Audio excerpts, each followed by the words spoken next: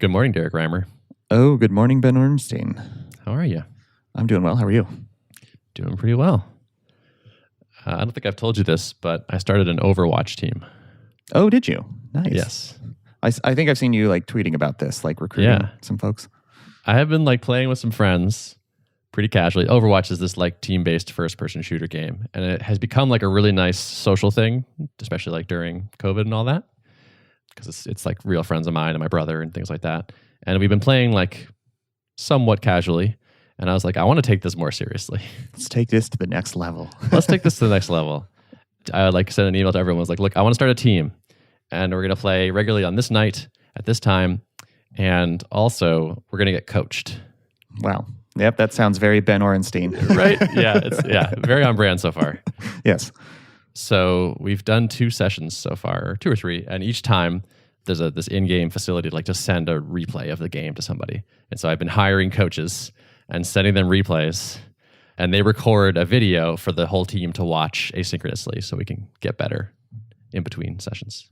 Who does coaching for this? Is this a thing? There's a market for this? It is a thing. It's not, I don't know how vibrant a market it is, but there are people who it seems like their full-time job is this. Wow. Yeah. And it's pretty funny. It's the prices are so cheap. It's amazing. It's an hour-long session. I asked somebody to do this, and it was it'll be $20. And I was okay, fine. The high end is $30. And it's pretty funny. One of the coaches sent me this survey, an onboarding survey. I was oh, that's smart. To learn more about your customers. And I had a bunch of questions. And then one of the questions was how old are you? And the age ranges were 6 to 12, 13 to 17, 17 plus. 1 foot in the grave, Ben. Yeah. And I was I bet they did not anticipate the 37-year-old software company CEO answering the survey, which cracks me up quite a bit. Yeah. Maybe they should raise their prices if you check 17 plus. I was talking about this with Joel yesterday, and we were saying there's no premium offering. Yeah. I'm here. I'm in to pay more, I want my team to get really good. What do you got for me that's 50 an hour or 100 an hour? But just there's nothing. No one's pitched me anything. I haven't seen anybody trying to do that. Wow. Yeah. That's crazy. It just blows my mind that there's a market for this. Yeah, it's amazing. There's websites that match coaches with players, which is how I found some of the initial ones. It's a whole thing. Wow. Yep. Well, so do you feel like it's been helping? Yes, definitely. We're only a couple weeks in, and it's I think we're still in the phase of we're starting to get it, but it's not quite clicking. We're some improvements are happening, but we're still figuring it out. I've talked about this before, but watching something you did after the fact is really illuminating and painful, but illuminating. Painful, right? Super painful, and super illuminating. Definitely both those things. Yes. Yeah. It's a whole different experience. You just see extremely obvious mistakes when you're watching it that at the time probably didn't feel quite as obvious. So some of it is honestly just the value of yes, wow, now that I see this, that was very dumb.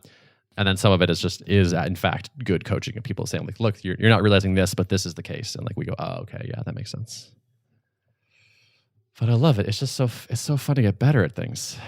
Personal coaching is just some of the best things. It's just the best thing in the world to me. Yeah. Yeah. Well, I enjoy that. I guess the only thing that I have direct quote unquote coaching on right now is strength training. And I love that because it's I guess it's not quite the same because they're mostly just telling me what to do and giving me providing energy in a way. I think I can definitely do much more when there's a trainer standing there versus if I were doing it on my own. And the amount of mental games that one can play with oneself, I'm no, that's enough. I've done enough. It's just insane. So yeah, I can definitely see the value in that. Totally. Yeah. So that's been a fun little distraction. I was torn about should I do this? Is this too crazy? And I was yeah, I'm just gonna try it. And so yeah, I'm having a lot of fun with that. I don't know anything about the game, but are you playing with other people just worldwide? You're all in this this world together? Yeah. So the team it's 2 teams of 6 competing to achieve a thing. Okay. And it's there's a sort of live matchmaking. We sign on and basically enter a queue, and then after some amount of time, it finds us an opponent to play. Got it. Nice. Yeah. It's funny. I made us a Discord, so we have a chat place. And then I also made us a Notion wiki because we're getting enough information and recordings and things like that we've got to track it somewhere. So it's like it's becoming increasingly like a little startup. That's hilarious. I would expect nothing else. We're doing like tryouts basically, so that we have 5 normal like full-time people, and we're trying to find a 6th. So we've been like sort of auditioning people, basically, putting them through interviews. That's hilarious. Yeah. Oh man, it's pretty crazy, but that's been a super fun distraction. Yeah. If you end up getting good enough, you may have to like fire your brother then, huh? Like Yes. Oh, sorry, man. You're just not in the top 20% anymore. Yeah, it could be. I think there may be a special real life friends bonus that you get. Probably a good idea.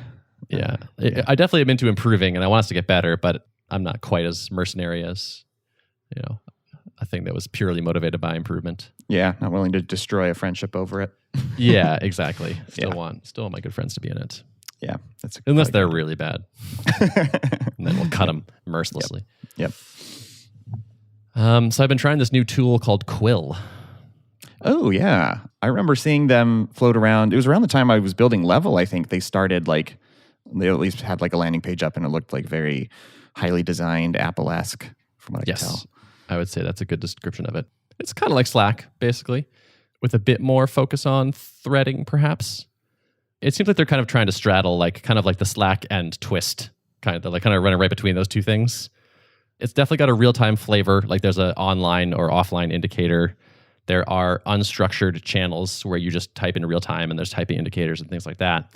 And there also are threaded channels where you make a thread and respond to it in line. So it seems like they're kind of trying to do those two things. And it's interesting. And it is like there's a native app, which I appreciate. It definitely has like a very Apple-inspired kind of feel to it. We've been digging it. It is an interesting change to go, because we were using Twist before, which is much more in the async camp. And it feels pretty different. Some of it's good and some of it's bad. It feels good for like quick things, like you're kind of getting like it's snappy. It's you're getting immediate responses. You can see when they're there. You can see when they're typing. But I would say actually we've had fewer longer form kind of pre-written threads and discussions and things like that. It feels more chatty than asyncy. And I don't know that that's awesome. Does it have like an inbox at the core where it encourages you to drop asynchronous threads in people's radar, or like what's the core like? It does have like an dynamic? activity inbox kind of thing. So it does kind of have that. Basically, you can sort of decide how you want it to work. So like you can make channels and say like these should be threaded or these should be just kind of like a long chat log, which is kind of cool. It's like we have like a social channel that's just, a stream. And then we have, customer success, which is threaded, which is kind of an interesting way of handling it. I don't know. More on that later, I think. But I'm kind of just getting initial impressions. So with Twist, I didn't have it open all the time. And this is more like, I'm probably going to have this open all the time and like kind of keep tabs on it and like pay attention. And Twist is more like, I'll get an email or something if there's a new thread, and then I'll read the thread and think about it and maybe come back to it in a day or two. And this I feel like has much more of a real-time expectation to it. Yeah, that's interesting.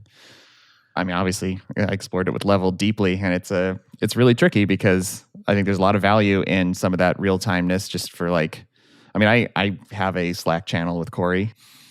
Like he's not in it all the time, and neither am I because he's got other stuff on his plate. Obviously, he's not full-time with me. But it is nice to be able to feel like we can quickly hash things out. I haven't actually used Twist myself for any of my structured communication, but I feel like it would maybe feel a little bit too heavy for some of the quick back and forths that we do, and I do value that, having that like place to do that. But then, of course, there's always the problem of like, should I send a message in Slack, or should I comment on a linear ticket, or should I leave a comment in the Google Doc? Like, and I don't know if that's ever going to be fully solved because we just naturally have things kind of spread out across different places, Yep. I have a million inboxes across the world. Yeah. It's tricky. Mm-hmm. Dude, Google Docs, I find it a very frustrating thing. We're talking, this is the tools episode, turns out. Yeah. Yep. I feel like there's so much potential in like collaborative writing. And the Google Docs answer to that is like pretty eh. It's like pretty okay. What would you want? Like, do you have something in mind specifically that you would want done differently? Or is it just the way stuff is organized? Or like, what's your main gripe with it? I actually think GitHub reviews is pretty close to what I want, that kind of vibe. And I guess like their commenting feature kind of comes close to that, but do you like suggested edits or something, where people can like approve or comment on it or whatever? Yeah, this is too fuzzy. I don't know if I have good enough specific complaints about it versus I just, yeah. Like I've had pretty good success like reviewing markdown type documents in GitHub as like this is where we collaborate on writing. Yeah. I think that's pretty good. Mm-hmm. But like, man, I've had to do some like, let's review this contract with a bunch of markups and changes and stuff in Google Docs or even Word or something. It's like, wow, this is just, it becomes so hard to parse. Yeah. I mean, because that was developed, like the redlining and stuff in, Word docs has been around since the 90s probably. And like, that's been kind of like the default workflow for lawyers and stuff, I think, for many, many years. But man, yeah, passing like this artifact around where like, I've sent it and then you can accept changes and like send a copy back and like keeping track of which copy, like it feels like such a hack, but that's like all they had for many, many years. And now it's like, it doesn't feel like the cloud, which feels like the real way to solve this. It doesn't feel like it's fully like replaced it, and it should have by now, I think, Yeah.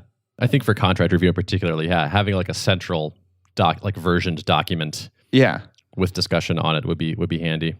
Yeah, mixing in concepts of like Git, but obviously not Git because that's, lay people. But yeah. Yeah.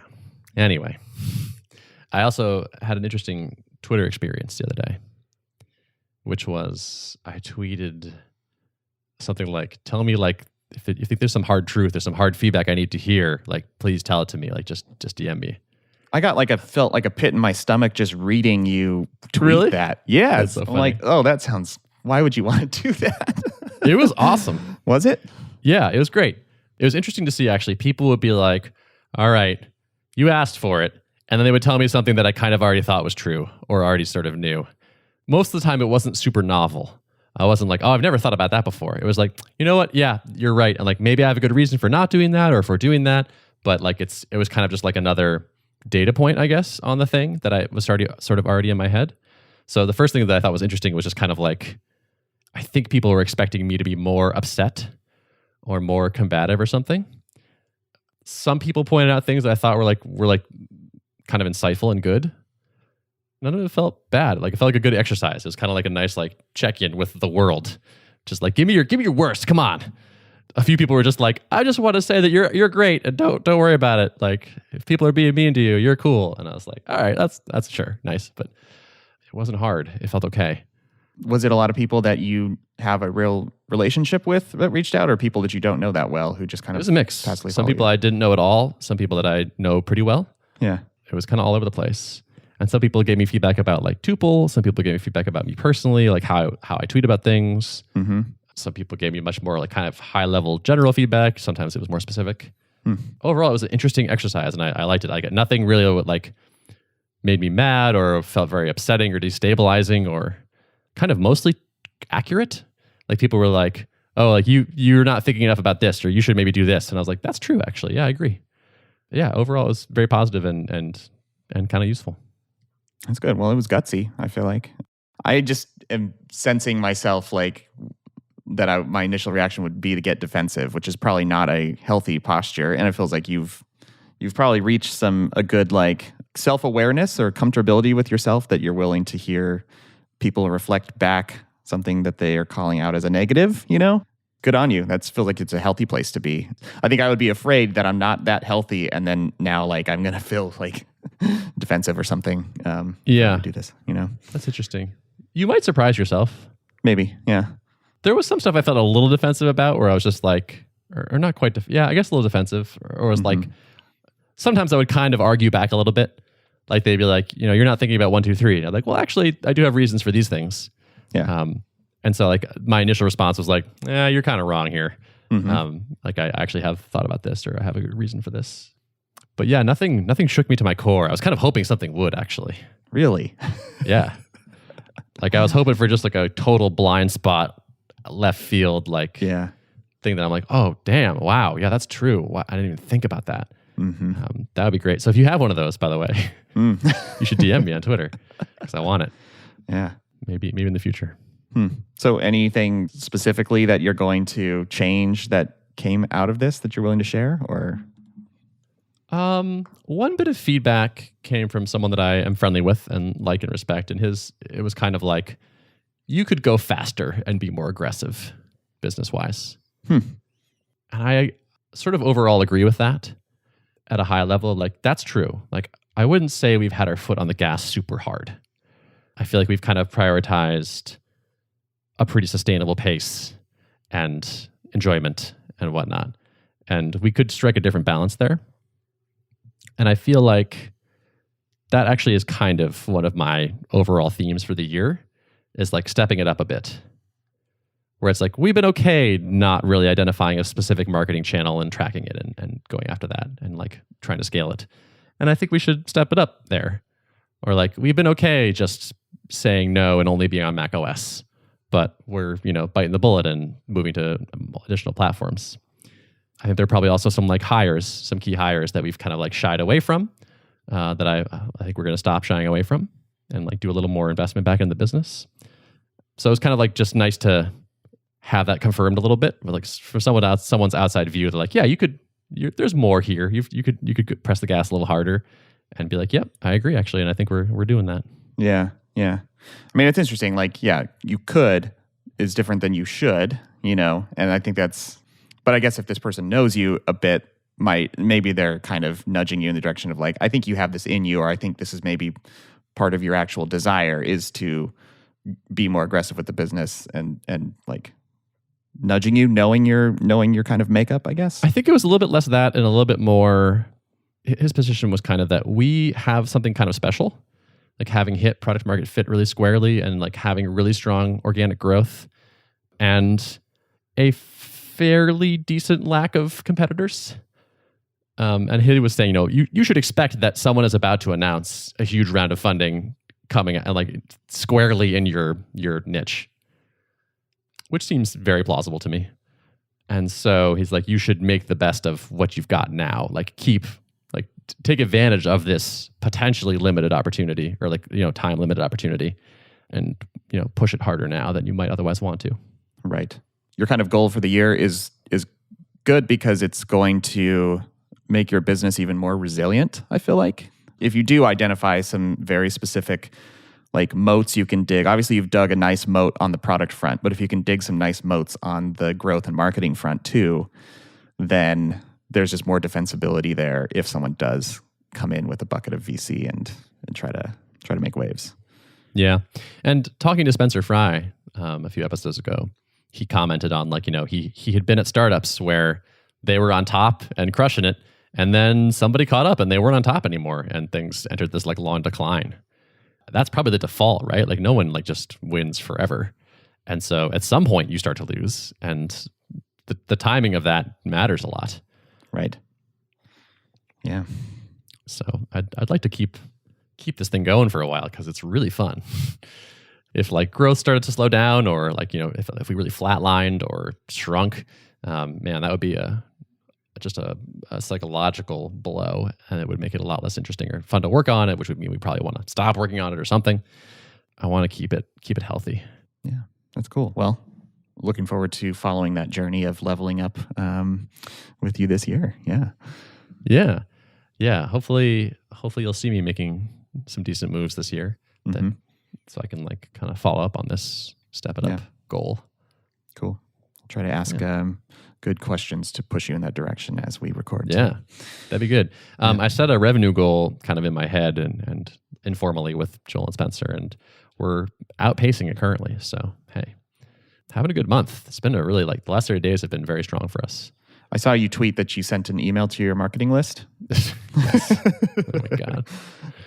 Yeah. So it's not even quite a marketing list, but that just made the tweet better. I sent an email about the new feature we shipped, the partial screen sharing, and I sent it to people who have paired in the last like month and a half. And Farhan at Shopify was like, you should send this to everybody because it might bring some people back. Yeah. And I was like, duh. Right. Right. Obviously. And so, I mean, I initially did the sort of scoping to like not spam people, but like we don't send that many emails. And I also did a test. So I like expanded the scope. It just said basically anyone who's ever done a call that hasn't received that previous broadcast. And I set it to like 10% just to see. And like, is anybody mad at me? And like nobody responded. It was like, shut up.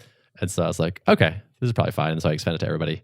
And then, yeah, we had like, our best, single day of new trials in a long, long time. And it was like, yeah, it turns out if you email many thousands of people about your thing, it can be good for your business. Yep. I've been keeping, basically anyone who's used the product, they've just got in and not started a trial or not let their trial convert or whatever at various stages. Everyone gets our monthly updates email. We've kind of centralized on that. And that feels good. Like, I think I would probably potentially send like mid-month updates if I had something really exciting. Maybe I would consider just doing that to active users or customers or whatever. But I feel like at least the monthly, if people want to kind of stay up to date on like what's coming out and stuff. Yeah, good. I think that's good. It actually makes you want to add an email capture to our landing page of just like stay in touch-ish, or like, we like get some product updates, get some interesting pairing content, interesting dev stuff, like find some excuses to email people useful things, maybe include some stuff about us. That feels like a pretty obvious miss. So it's on the list. Nice. Yep, I like it. Yeah. It's handy to have a designer now to be like, hi, add an email capture to the landing page and make it not ugly, please. Yeah. Is it been like a month now that you've been working with your designer? Yeah, just over a month. It's been like 41 days. Nice. So things working out well, it sounds like. Things are going well, yeah. It's been huge to have somebody that can ship good HTML and CSS and interface improvements and work with engineering to make stuff better without me directly in the loop. I'm still learning how to like manage a person well and give good feedback and like exactly how much I should be plugged into product stuff versus not. But so far so good. How are things with Corey? Going really well, yeah. We have some irons in the fire. Nothing I can specifically talk about yet, but negotiating. Let's do it anyway. I could just say, it's just you and me. Negotiating some potential deals and things.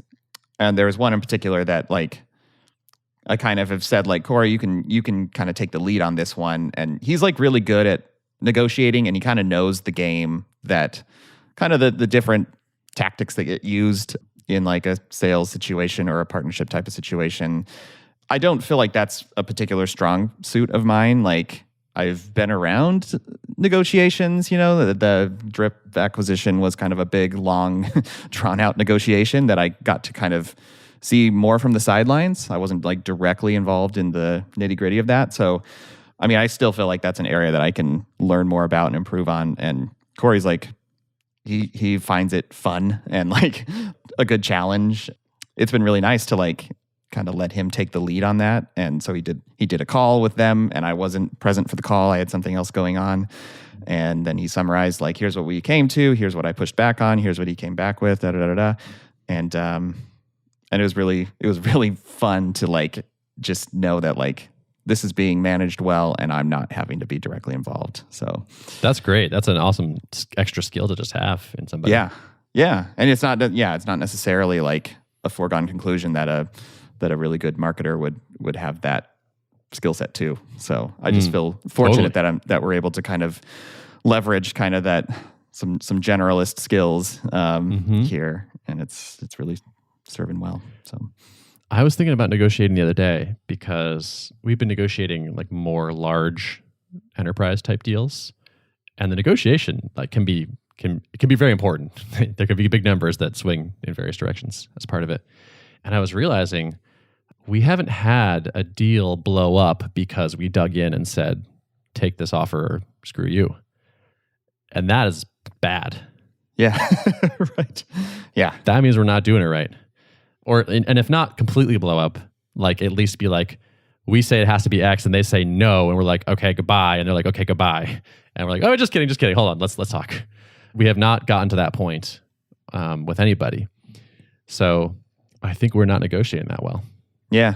Yeah. It's definitely, gosh, it's an art form, and it takes, like, I also feel like I'm bad at like practical jokes too, which I think these two are kind of related. Like being able to put something out there that potentially will elicit a response that you're uncomfortable with, and being able to just like sit in that. I think it's a learned skill, but it doesn't come naturally to me. Yeah, that's fair. That's fair. Living with that discomfort of like, who's going to blink first? Yeah, exactly. Yeah. Totally. The place I'm coming to is, so much of a negotiation is determined by what is your fallback plan. You call this BATNA, best alternative to negotiated agreement, right? Which is the super MBA term for this. So it's like, okay, if this doesn't work, what's going to happen? And our BATNA is like, we keep growing like crazy and making millions of dollars.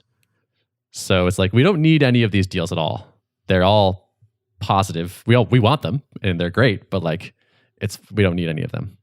And so it's like, we should be negotiating from a very strong position. And so we should be the ones kind of frequently, I think, saying like, yeah, this is how it is. And hopefully this will work for you. Period. And wait. And don't crack. And I don't think we're doing enough of that. Yeah. Obviously, people who have experience with this stuff kind of know like the game that's being played. I talk to my buddy who does partnerships about this kind of stuff all the time. And he's like there's a certain game being played. And if you don't know at all what game's being played, then you have, very little shot of doing it right. So like there's a certain amount of aggressiveness and like, nope, that's a non-starter, not going to do that. And then you wait for things to kind of get to the place where it's like, all right, now we're really in the zone where like stuff is negotiable. But like if you don't really know the game, then it's easy to just get like stuck way far off from what it potentially could be. Totally. Yeah. Right. And there's this whole range of terms that you'll both agree to. Like there's like for any given deal, there's a range of prices that both sides will accept. And your skill determines where you end up in that range. And just because you got the deal doesn't mean you were at the top of that range. And if you don't hit a point where they're like, no way, goodbye, well, you weren't outside it. And so if you're never going to learn where outside of it is, then you don't really know, you'll never learn the range. Exactly. Yeah. Got to test the limits. You got to test the limits. Yep. Yeah. And it's tricky too, because there's like 10 different things that matter in the contract. Mm-hmm. It's like, how often are you going to pay? What's the minimum you're going to pay? What's the per user price? How many years is this contract for? How much can we increase the price automatically? Does it renew automatically? Yep. Like, and these are all levers you can pull to like, well, how about we change this one factor over here in order to make up for this price increase or whatever? Yeah. That does seem to be the move. Mm-hmm. It's like, oh, you want that? No problem. We just need this. And you're sort of like, you can pull that one and we'll pull this one. We care about this. You care about this? Not so much? Okay, great. Well, then let's swap this one for this one. But yeah, it's crazy. Like the amount of money involved is high and the terms are long. It's like these could be multi-year deals. And so it's like, ooh, this is actually kind of high stakes and tricky to get right. I'm learning with each one of them, which is great. Like everything else, you got to screw up a ton of them to get good at it. And so I'm making my beginner mistakes, and like I have, our salesperson has a lot of experience with this, so we have some, experience in our corner, but I'm steadily learning myself and, ooh, that was, I wish I hadn't done that, and next time I wouldn't do this, or like this seems, I think we messed up over here. And like, so I'm trying not to like get too bent out of shape about that and just be like, yeah, that's how it is. And in the future, we'll do a better job of that. Yep. It's good. Yeah. Gradual improvement. And then so I record all my negotiations and send them off to my coaches, review them one by one. Yep. I'm currently getting more coaching for Overwatch than enterprise contract negotiation, which seems wrong to me as I think about it. Yeah. Yeah. In the sales world, they have this product called Gong. I don't know if you've heard of this. Yeah. Yeah. records all conversations and like analyzes them and figures out like if you say 3 times, then it increases your or decreases your close rate. Yeah, totally. Yeah. That's quite a thing. That sounds amazing. Do you have any other updates you want to share? Just that I am officially breaking ground on the Outlook integration. It's happening. Excellent. It has happened. Yep. And so, yeah, I've been digging in the last 2 days into like, all right, creating the OAuth application, and you spin up like an Azure account, Microsoft Azure account, and there's so many layers to this. The Azure dashboard feels very similar to the AWS console in that like there's like 1,000 different things in there. Lots of things are not very intuitively named. They do have a big like repository of documentation, but it's like I found myself, I had like 20 tabs open because it's like, oh, just you need to do this step first. So click this thing and you click it and it's a whole KB article. And then somewhere deep down in there, it's like, okay, here's the next step. Click that. Oh, another KB article. And it's got like so many layers.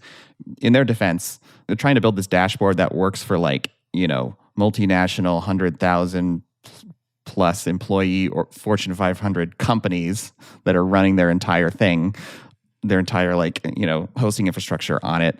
And it also needs to scale down to like, hey, I'm a single person software shop trying to just build an integration. And like, there's basically one place to go to do both of these tasks. And so, but man, it is quite a rat's nest. So still like slogging through that. I do have like working API calls going through. There's like a publisher verification step that's like, we need to verify your business name, verify that you work for the company, verify that the company owns the domain name. And so I'm kind of like having to work through some manual review steps for that in order to be able to like make API calls outside of my own domain name, basically. But I'm just trying to take a deep breath, and just anytime I have to like send an email to a large faceless company like Microsoft, I'm just my stress levels go up because I'm just expecting it to be a terrible experience. Sure, totally. So, how has the support been from Microsoft? Yeah. So far, I haven't really gotten any human communication back. I've just been like working through kind of the automated dashboards, and I've run up against a couple of roadblocks where I had to like send a piece of verification proof, like send a PDF off to them, and we'll see what the turnaround time is and the response. So, gotcha. TBD. Okay. Yeah, I mean, sounds obnoxious, but I'm glad to see you taking this on. Yeah. I'm cautiously optimistic that it's not going to be. Like I initially thought maybe this will be like a month or two of work, and I don't think it's going to be that much to at least get it in a state where like I can start inviting beta testers to use it. And I have probably like 100 plus people who have expressed interest in wanting to like let me know as soon as it's ready. So I'm going to try to get those folks in as early as I can, and I'm shipping like small pieces. So I'm already like have the ability to authenticate against a Microsoft account. I'm already like putting that behind a feature flag in prod. So I'm like shipping these things out in small chunks. And as soon as someone can like get in and get their calendars connected, I'm going to start inviting the first couple people to walk the journey with me. Nice. Yeah. I mean, it seems like a huge market expansion opportunity. Oh yeah. I assume it's at least as big as Google Calendar, probably bigger. Probably bigger. Yeah. Honestly. Yep. Cool. Well, that seems good. Yeah. So hopefully I'll have some really good positive updates by next week too on progress on that front. Nice. Cool. And your secret marketing projects. Yeah. Those are still rolling too. Lots of things going. Cool. All right. Well, shall we wrap it then? Yeah, let's wrap it. All right. Notes the show. Notes can be found at artofproductpodcast.com. Thanks for listening. See ya. Later.